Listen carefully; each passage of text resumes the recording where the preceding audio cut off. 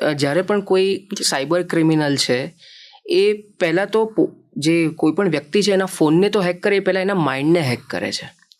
એટલે એવી જે ઘટનાઓ છે, તો પોલીસના ઓપિનિયન પ્રમાણે દેશનો અગર જો સૌથી મોટામાં મોટા સાયબર ફ્રોડની વાત કરવી હોય તો એ કયો સાયબર ફ્રોડ હોઈ શકે? ઇન્વેસ્ટમેન્ટ ફ્રોડ આપણે કહીશું. ઓકે. ઇન્વેસ્ટમેન્ટ ફ્રોડ અનેક ફોર્મેટમાં હોઈ શકે, અને એમાં જે એક ટર્મ છે પિગ બુચરિંગ સ્કેમ. અચ્છા.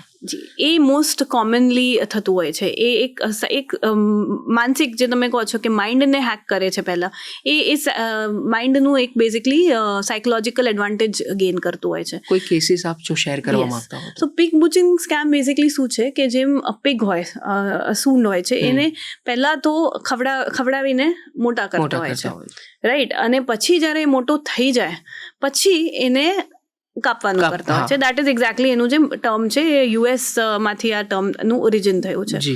તો પહેલા ફ્રોડસ્ટર કોઈ પણ વિક્ટિમ છે એનું ટ્રસ્ટ ગેઇન કરે.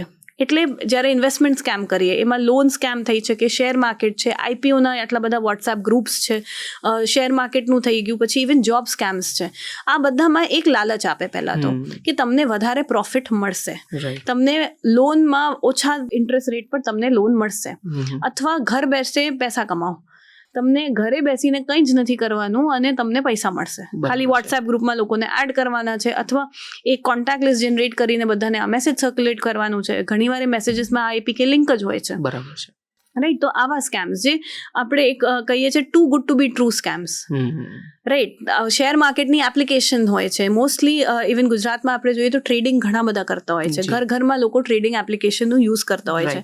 તો આ લોકો નવી એવી ફિક્ટિશિયસ એપ્લિકેશન્સ બનાવશે, કે વોટ્સએપ કે ટેલિગ્રામ ગ્રુપ બનાવશે, જેમાં તમને ટ્રેડિંગની ટિપ્સ આપવામાં આવશે. ઇનિશિયલી તમે નાના અમાઉન્ટ્સમાં આપશે અને તમને કંઈક ફાયદો કરાવશે. આપણે કહીએ ને, પિગને પહેલાં મોટા કરવાનું છે, તો તમને ફાયદો કરાવશે. તમને જ્યારે ફાયદો થાય તો તમે એને પર વિશ્વાસ કરશો.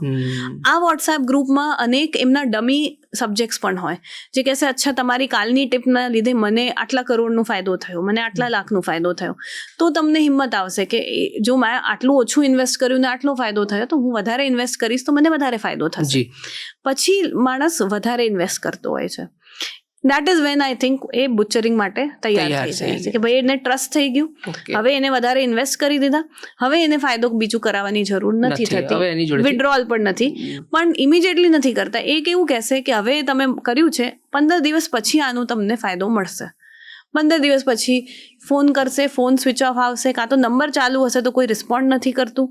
ઘણીવાર એવું હોય કે રિસ્પોન્ડ પણ કરતા હોય, પણ આ બધા વોટ્સએપ નંબર્સ જે છે એ બધા કોલ સેન્ટર્સ આઉટ ઓફ ઇન્ડિયાથી ચાલતા હોય છે.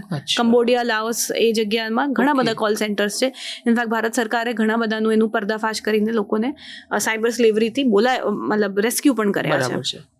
તો એ કોલ સેન્ટરથી છે. તો ઘણીવાર અમારી પાસે અરજદાર આવતા હોય છે કે નંબર ચાલુ છે, તેમ છતાં કેમ પકડાતો નથી, બિકોઝ એ નંબર્સ ઇન્ડિયાના એક્ટિવ નંબર્સ નથી.